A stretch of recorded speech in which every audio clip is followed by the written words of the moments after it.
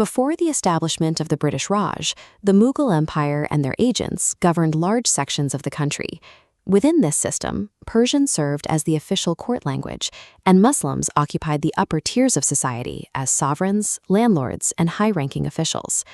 This social order was dismantled following the brutal suppression of the 1857 rebellion. The colonial government stripped the former ruling class of their land and administrative positions, reducing many to a state of sudden penury. As the old elite retreated, a new class of educated upper-caste Hindus began to rise. They adopted English education and moved into the administrative and professional roles opened by the colonial system. This inversion of the social hierarchy left the subcontinent with a profound power imbalance. The resulting status anxiety and economic frustration provided the perfect conditions for political exploitation. In 1885, a unified political front emerged to challenge colonial rule. The Indian National Congress was founded on secular principles, with the goal of bridging religious divides to present a collective list of grievances to the British. A unified Indian identity, driven by this organized coalition of educated elites, posed a direct threat to British control. For colonial administrators, this growing solidarity was an existential problem that required a specific strategic response. They turned to the old Roman tactic of divide et impera, divide and rule. As Bombay Governor Lord Elphinstone noted, this strategy would now become the official doctrine of the Raj. The British began to cultivate the displaced Muslim middle class as a political counterweight. By offering them targeted government patronage, they could effectively use one community as a wedge to check the influence of the other. One of the first fractures was created through administrative language laws. In the 1870s, the Bengal government ordered that Urdu and its Perso-Arabic script be replaced by Hindi and the Nagri script in courts and offices. For Muslim professionals who relied on the old script for their careers, this was an economic disaster. It sparked a widespread panic that their livelihoods and cultural identity were under direct attack. This environment birthed the Aligarh movement, led by Sir Syed Ahmed Khan.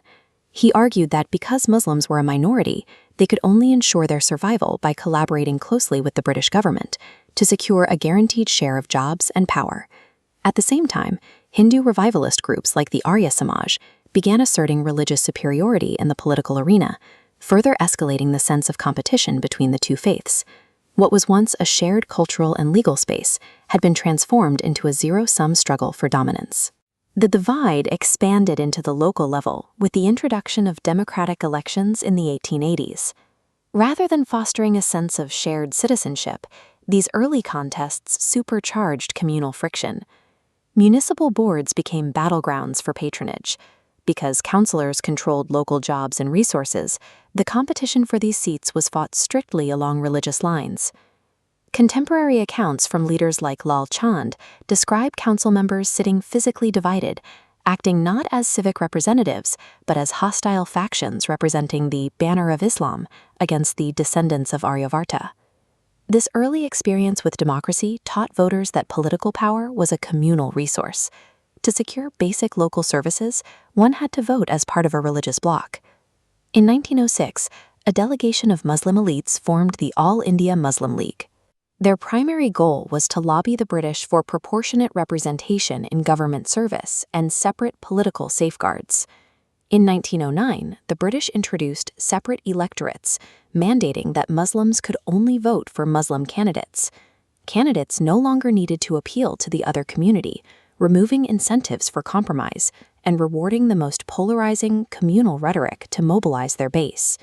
Colonial officials recognized the success of this policy. A British officer wrote to Lady Minto, celebrating the move for pulling 62 million people away from the unified nationalist opposition.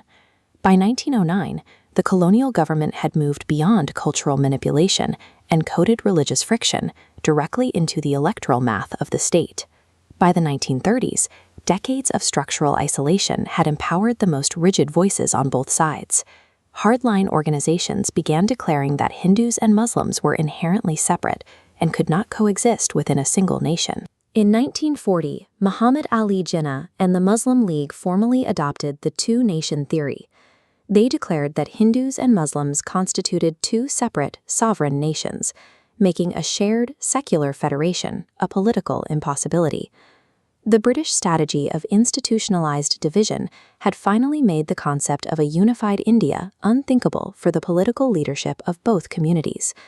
After final negotiations for a single Indian administration failed in 1946, Jinnah called for a direct action day to demonstrate the strength of the demand for a separate state. The resulting violence in Calcutta was catastrophic. Thousands were killed as decades of political rhetoric were finally translated into mass slaughter on the streets. Facing a total breakdown of civil order, Mahatma Gandhi was forced to abandon his lifelong struggle for unity. He tragically conceded to the creation of Pakistan to end the bloodshed. The partition of the subcontinent was not the result of ancient, incompatible faiths. It was the calculated finale of a modern colonial system that engineered division to maintain its own power.